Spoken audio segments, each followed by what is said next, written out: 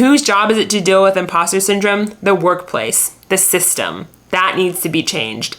Not all the responsibility should go on the individual.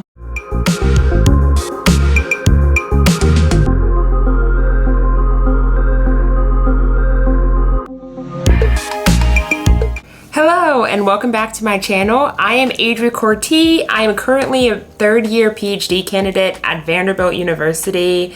So first things first, please make sure to hit subscribe and make sure to hit that bell so that you get notifications every time that I post.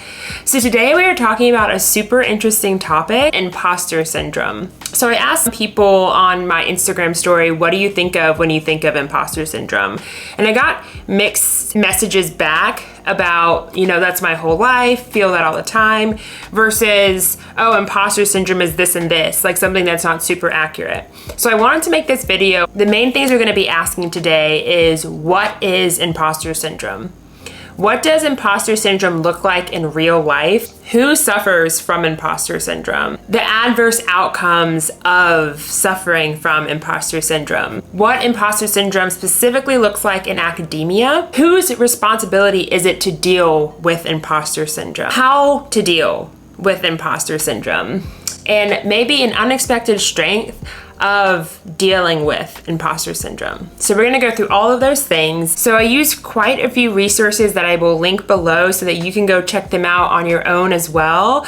So there's a TED Talk in there, there's some primary literature, and there are a few articles in there as well. The very first question basically is, what is imposter syndrome? So kind of the main definition is when it's this intellectual inauthenticity that a lot of highly skilled high achievers feel. Basically, the first paper that talked about the imposter syndrome, that actually gave it a name, was this paper from 1978. It's called The Imposter Phenomenon in High Achieving Women, Dynamics and Therapeutic Intervention.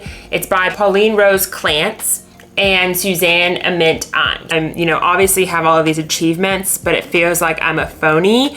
This is the first time that whole feeling was called the imposter phenomenon, the imposter syndrome. First paper was observing a group of high achieving women.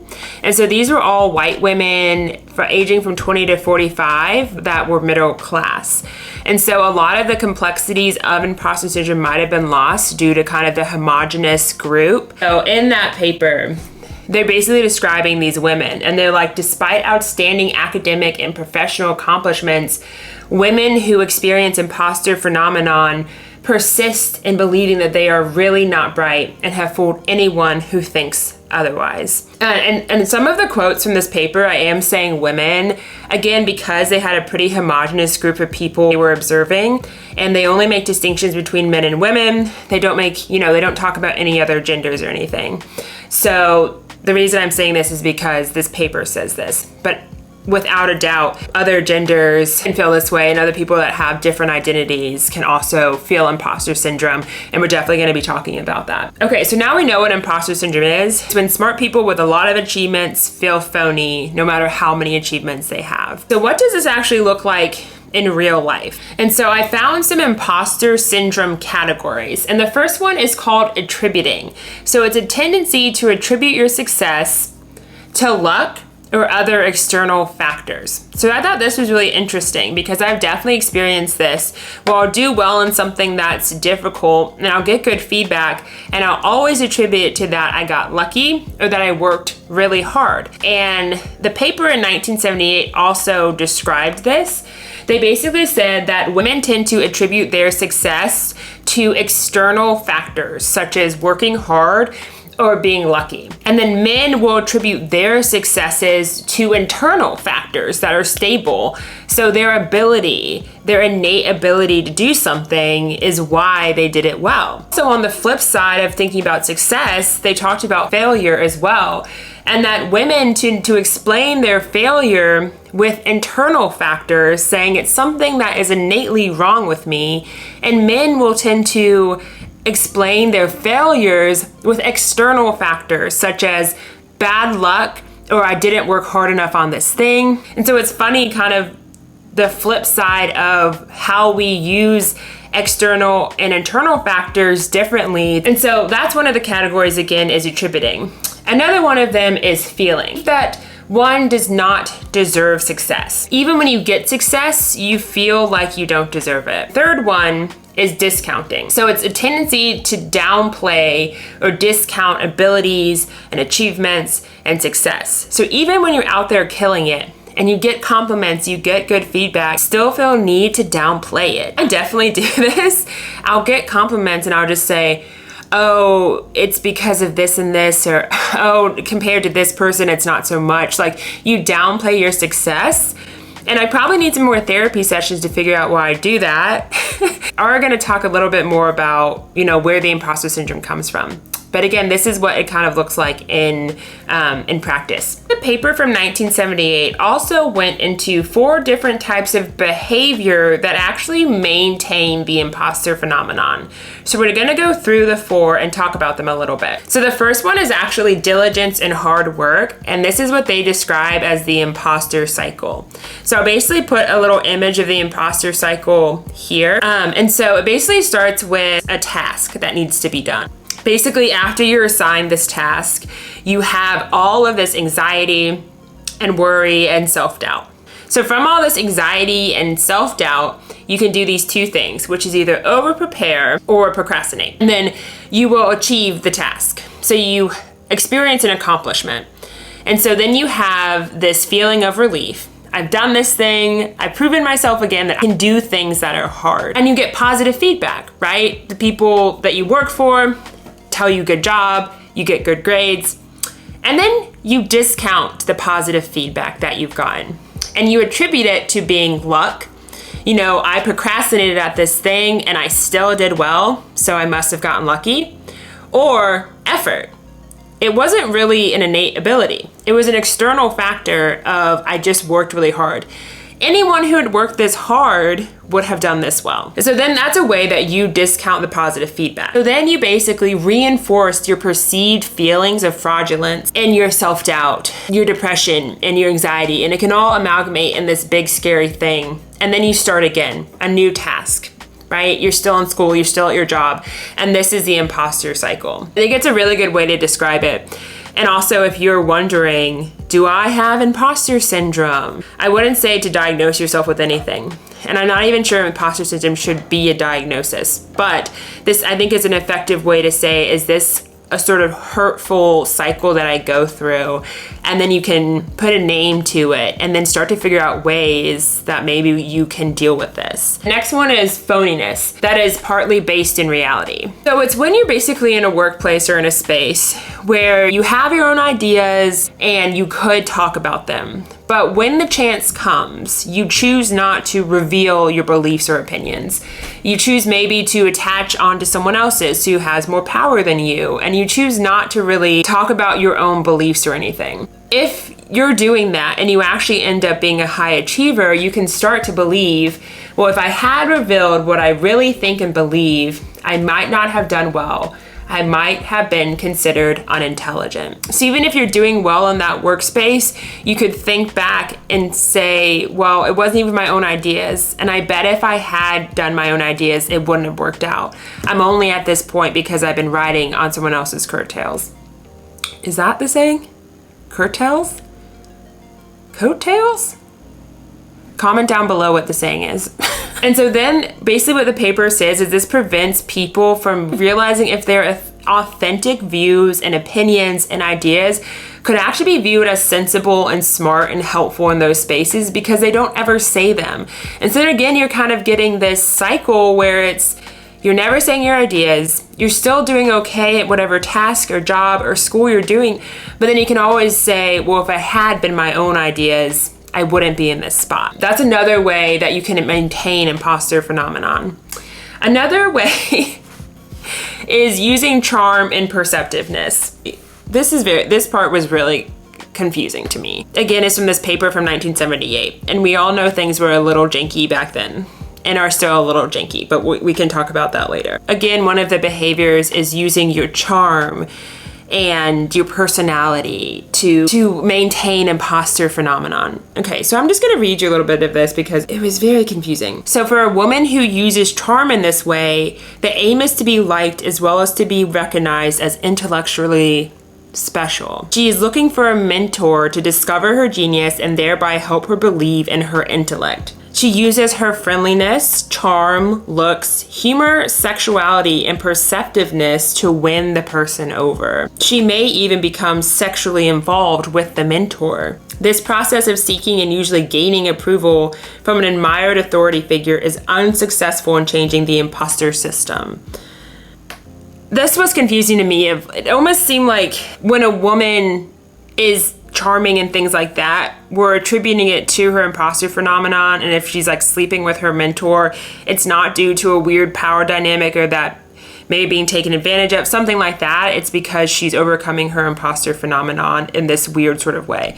So I'm not really gonna comment any more on that. It was really weird. Comment down below if that makes sense to you or kind of what your thoughts are about that. The fourth way to, not today, I'm not gonna knock it down today.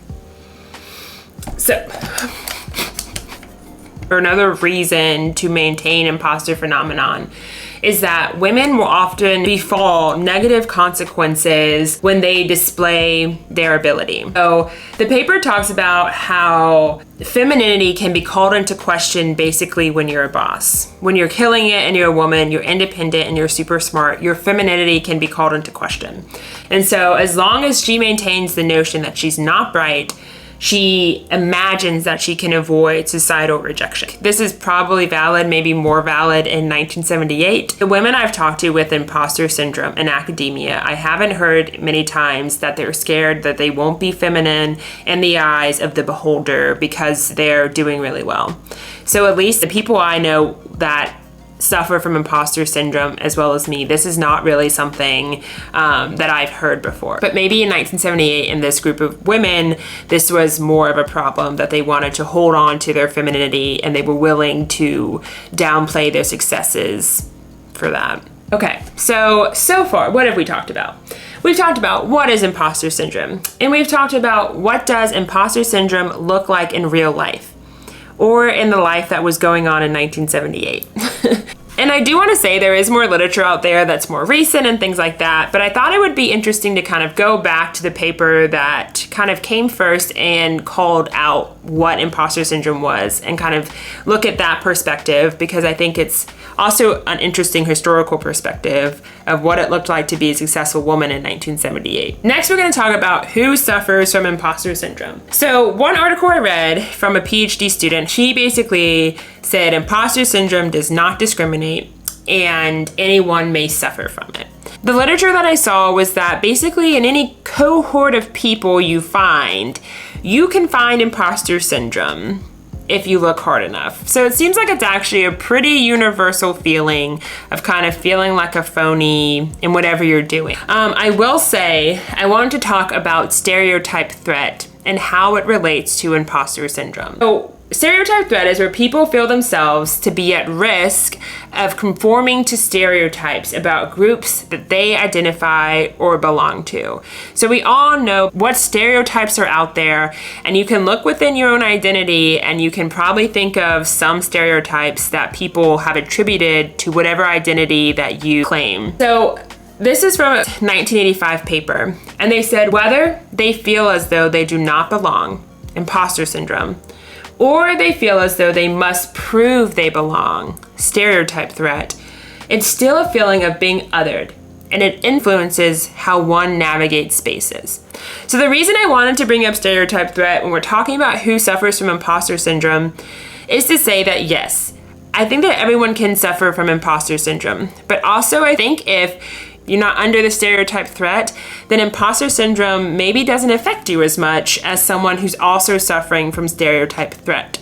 So that's my opinion. Comment down below if you agree, if you disagree, and what your thoughts are about that. Now we're going to talk about adverse outcomes of imposter syndrome. So it seems like some of them are pretty obvious. We talked about the imposter cycle, which also showed anxiety, depression, and things like that. What are some other adverse outcomes of imposter syndrome? So I saw this presentation that was given at Brown, And they talked about how imposter syndrome can impact student success. They talked about how it cause academic and social struggles. They talk about potential long-term impact beyond graduation. How you can choose careers that don't really fit you because you feel like an imposter maybe in the career that does fit you. And so then you go into something that really doesn't suit you. And they also talk about burnout. I think that actually makes a lot of sense because if you look at the imposter cycle again, one of the methods of dealing with a hard task is overworking yourself. You don't really trust your own ability, so you're overworking. And so then if you keep with this cycle all the time, then it definitely makes sense that you could burn out eventually because that kind of work is probably not sustainable. And they're talking about prone to procrastination, which is all within the cycle as well, and interpreting constructive criticism as proof of your ineptitude. That one really hits because it's so hard to take constructive criticism, especially if you're kind of already in a place where you're like, I don't really belong here. I'm kind of just tricking everybody. And then you receive constructive criticism. Like, you know, this paper is written well. You could really work on making a better argument. So that seems like something that someone could definitely say, constructive criticism. But again, if you're already in the headspace that I don't really belong here, you're like, I can't make an argument worth shit. I'm done. I can't do this. It's too much. So you just turn this constructive criticism into this end-all be-all statement about who you are and how smart you are, which, as you can imagine, could be super destructive. So they also talk about how imposter syndrome can show up. What could we see from someone having imposter syndrome? And so again, self-doubt, a sense of incompetence. You're comparing yourself to others. Well, that person is doing so well and I'm not. I knew I didn't belong. Low self-esteem, low self-worth, fear and anxiety, stress, again, burnout. It's hard for you to accept praise when you get it and you can't enjoy your accomplishments. So again, with the cycle, it always comes back to the imposter cycle of that you did the task.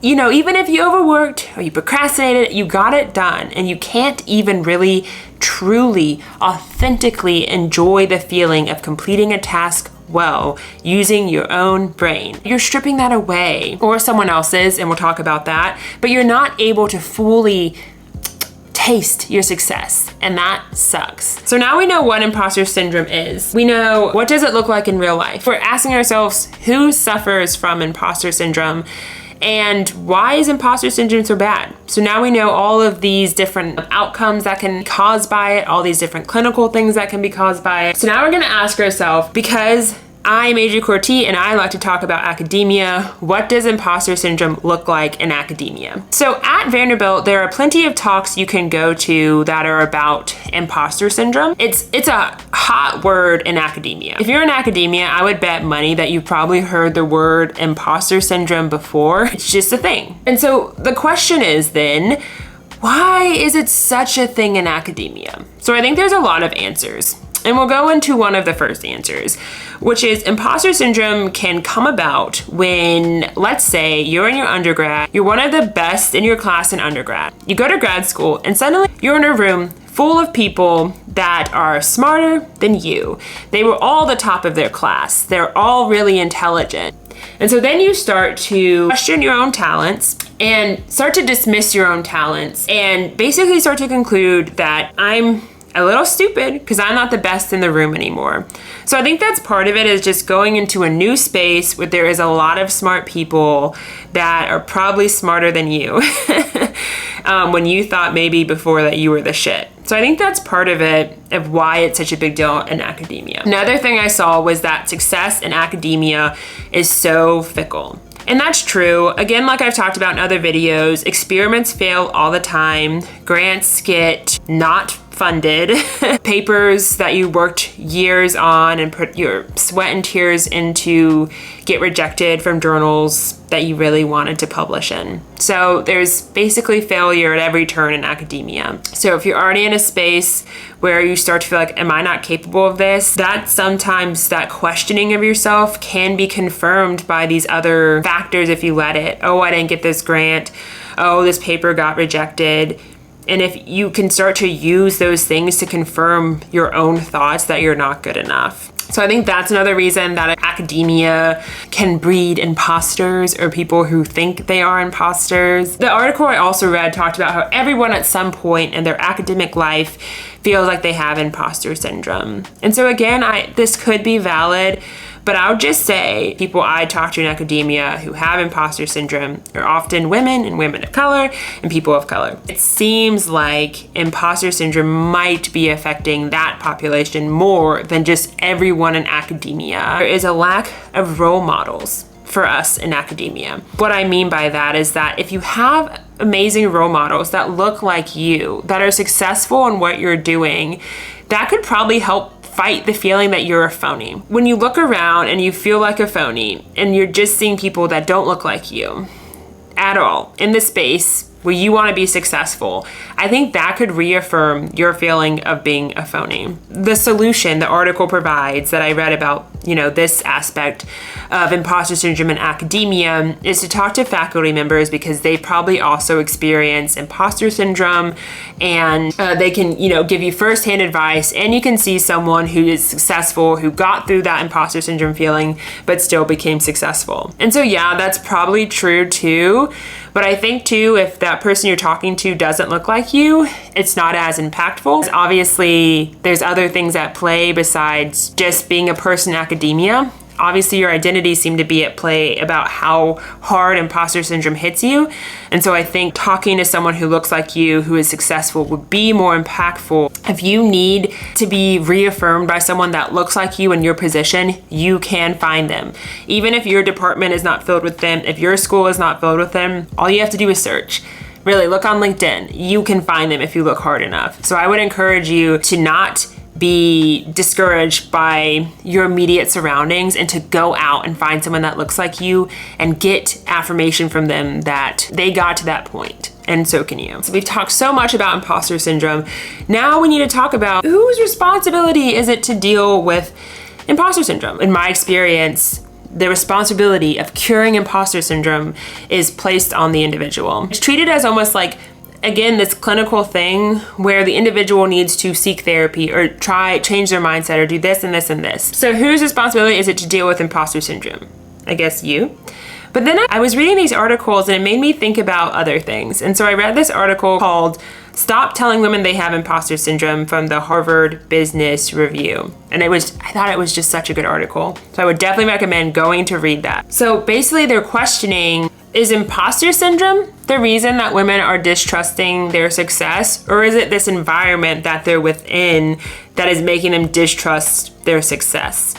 So is it a toxic work environment where they are stereotyping people and not giving good feedback to people that deserve it? Is it actually just the workplace? So when it comes to dealing with imposter syndrome, should we stop telling women that they have imposter syndrome and this is something they should deal with? Or should we look at it from a bigger picture of why are these women feeling this way? Is it this toxic workplace where there could be, little sprinkles of systemic racism and xenophobia and sexism and all these things? Is it really the woman's responsibility to deal with this? Or do we need to look back at the job and the system that created this feeling in so many women? They also talk about, they say imposter syndrome took a fairly universal feeling of discomfort, second guessing, and mild anxiety and pathologized it, especially for women.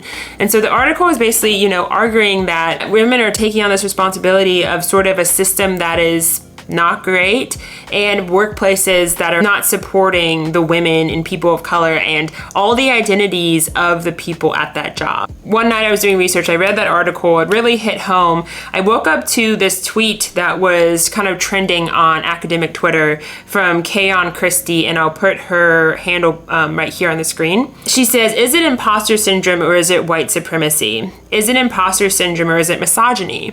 Shifting the focus of blame from myself to the structure has put lots into perspective for me. This is basically another way to think about whose responsibility is it to deal with imposter syndrome. Is it you? Or is it, these systems need to be changed from the inside out? The Harvard Business Review article says, the answer to overcoming imposter syndrome is not to fix individuals, but to create an environment that fosters a variety of leadership styles and in which diverse, racial, ethnic, and gender identities are seen as just as professional as the current model. Whose job is it to deal with imposter syndrome? The workplace, the system. That needs to be changed. Not all the responsibilities should go on the individual. So now we're going to talk about how to deal with imposter syndrome. Because I don't know how to change toxic workplaces, and I'm still trying to figure out how to change the system, we're going to talk about how to deal with the imposter syndrome as an individual. How to overcome. The first is to recognize the signs, right? You want to look at the imposter cycle, you want to think about what we talked about and say, is that me? And to know that you're not alone. I swear you're not alone. Another solution is to be kind to yourself. So when you start to hear in your own mind things like phony and imposter, try to just be nice to yourself. Just try to change those words. You know, it's easier said than done, but you gotta take the steps to just be nice to yourself. Identify support. So again, in all my videos, I always say, get a mental health professional to help you, a therapist, things like that. And to realize too, perfectionism is not the answer to this. You will fail. It's just obviously a part of life. So saying, I'm not gonna feel like an imposter anymore because I'm just gonna do everything right from here on out can't possibly be the solution. So just make sure that your solution to imposter syndrome is not perfectionism. So the 1978 paper also goes into treatment because again, it's this clinical paper and they wanna end it on, well, how can we treat these women? One of the first was a group therapy with other high achieving women experiencing the imposter syndrome. So first of all, you can get it out there, you can talk about it. Your feelings will be reaffirmed because they're also going through it. And they also talked about how ridiculous it will start to seem when you see other women that are obviously really high achievers, professors, all of these things talking about how they're imposters. You start to realize how it's actually not true. And that can also maybe help you rethink some of the things you think about yourself. One of the ones was change mindset. So for example, when you're about to take an exam, think I will do well in this exam versus I will fail. So sort of just changing how you think.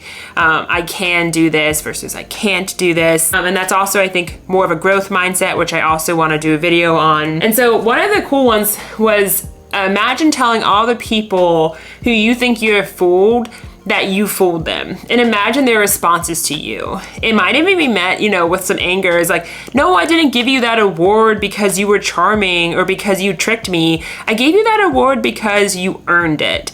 And so imagine how they would respond to you if you told them that you had tricked them. Another one was keep a record of positive feedback. I've heard this one again and again, and I think it's really valid. I haven't done it yet, but it's something that I do want to implement. Is just write down, make a master list of nice things people say to you. And then when you're feeling like an imposter and a phony, go back and just read it. One of them was act out being bright. I don't really know what that means, but I guess you can just act like someone who's really confident, who doesn't feel like a phony. Even if maybe it feels silly, you could just try on how it feels, and then maybe you could start to just naturally feel that way. They also say seek out people who support the struggle of you not feeling authentic and being threatened by your abilities and achievements. And so also, again, that goes into being in safe spaces and in good workplaces that aren't toxic, because if you are feeling a little doubtful of yourself, which everyone does, and then it's reaffirmed by these toxic workplaces, obviously that's going to create a bigger problem. Then they said to say this to yourself, I am intelligent, I have learned and achieved a tremendous amount. It is all right for me to believe in my own intellectual abilities and strengths. So just repeat that. And I mean, even reading it, I liked how it felt to read it, and I think maybe I'll just say it to myself some, I have achieved a tremendous amount and I am intelligent and I am capable. So just saying it out loud. Another one was just enjoy the power of your accomplishments. And I really like that word power. They talk about how maybe a fear for women is that if they were to acknowledge their intelligence, it would go against the views that are perpetuated by this whole society, and that can seem really scary.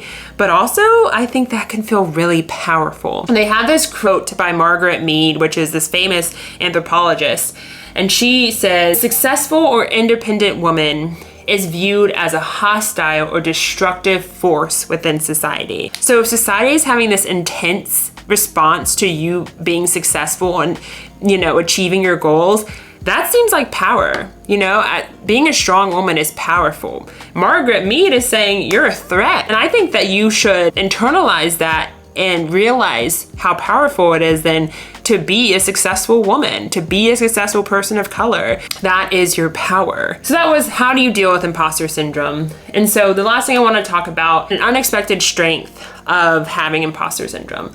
So I kind of got this from the TED Talk I watched, which is also linked down below. But I think when you suffer from imposter syndrome, you're kind of always in that space where you're doubting your abilities. My argument, and the guy in the TED Talk was saying, you're kind of becoming comfortable in that little uncomfortable space. And you basically go into things knowing don't know this, but I'm gonna learn. It's almost like a fake it till you make it, and then you just keep making it because you're actually just making yourself more comfortable in the uncomfortable space of not knowing things. And I think part of that is channeling healthy self-doubt into self-motivation. So today, after the video, hopefully we know what imposter syndrome is. What does imposter syndrome look like in real life? We now know who suffers from imposter syndrome, the adverse outcomes of imposter syndrome, what imposter syndrome looks like in academia, whose responsibility is it to deal with imposter syndrome, how does one deal with imposter syndrome, and maybe thinking of the unexpected strengths that could come along with having to deal with imposter syndrome. That is the end of today's video. Please comment down below. Let me know what you're thinking, and make sure to subscribe, hit that button so you always get notifications when I post, and I will see you next time. Bye.